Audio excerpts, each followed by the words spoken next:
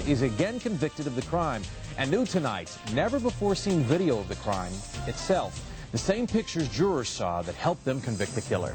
Good evening, everyone. I'm Vince Girasoli, in tonight for Antonio Mora. And I'm Linda McLennan. It took jurors less than 4 hours to find Kenneth Hanson guilty of the 1955 murders. It's his second conviction. His first conviction back in 1995 was overturned. So now, 47 years after their murders, the remaining family of the three young victims are finally finding some closure. Our chief correspondent, Jay Levine, is live outside the Cook County Jail with more on our top story. Jay. Linda, 70-year-old Kenneth Hanson is behind bars here at the jail tonight, likely to remain in prison for the rest of his life. For the sexual assaults and murder, a jury today determined he committed when he was just 23. The jurors reached their verdict after watching this old newsreel footage from the murder scene. Video we've obtained and carefully edited tonight because it shows close-up and in gruesome detail just what the killer did to the youngsters. For the parents of John and Anton Schuessler and Bobby Peterson, it was agony. An arrest and conviction, something the Schuesslers' mom, who died years ago, could only dream of. I looked up, I said, "We did it, Ma. You know, we did it.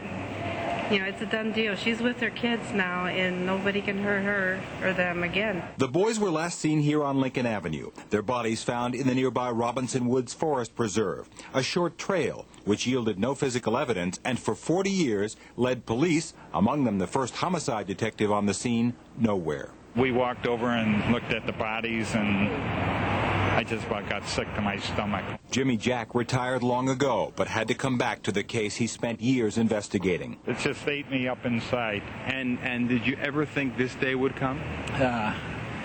No. To this day, Hanson maintains his innocence, just as he did when we last spoke 5 years ago.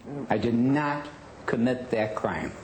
I did not kill those boys. For law school professor Leonard Goodman, Hanson's defense has been less a job than a mission. No doubt in my mind he didn't commit those murders, Jay.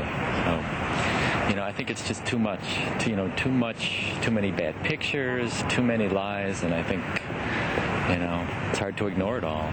There is just no middle ground in this case. Either you are absolutely convinced that Kenneth Hanson was guilty, or just as certain he was not.